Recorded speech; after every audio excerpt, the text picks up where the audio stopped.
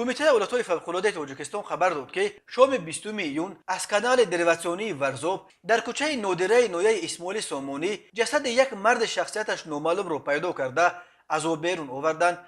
بنا به این منبع شام 20 ایون سال 2022 ساعت 19:54 ناظر میلیسیای منطقوی به نوبتدار فوری ریاست ایالت‌های فوق‌العاده شهر دوشنبه خبر داد که در داخل کانال دریواسیونی ورزوب که از کوچه نودره نویه اسماعیل سامانی عبور میکند جسد یک شخص نامعلوم نمودار شده است. دسته مخصوص زودعمل نجات ریاست به جای حادثه سفربر گردیده جسد را که یک مرد تخمینا 35 ساله 40 ساله بوده است از آب بیرون آوردند و به مقامات حفظ حقوق سپردند.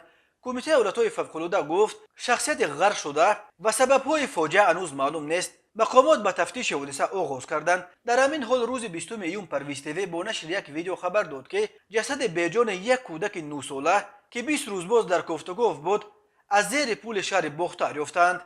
یادآور می‌شویم یک روز قبل کمیته ایالت‌های فوق‌العاده تاجیکستان خبر داد که یک ساکن 36 ساله دهه موج نویه رودکی با جسارت و تلاش کم نظیر جان دو بانوی جوان را از خطر غرق شدن در آب رود ایلوک نجات داده است. همچنین همان روز 19 ایون ساکن 22 ساله دهه فالکون نویه شامنصور شهر دوشنبه هنگام ماهیگیری در رود کافرنیان غرق شده است. بنا به آمار کمیته ایالت‌های فوق‌العاده از اول سال جاری در آب‌های تاجیکستان علاقه حدود 60 نفر از جمله 30 کودک سنشان تا 16 غرق شدند.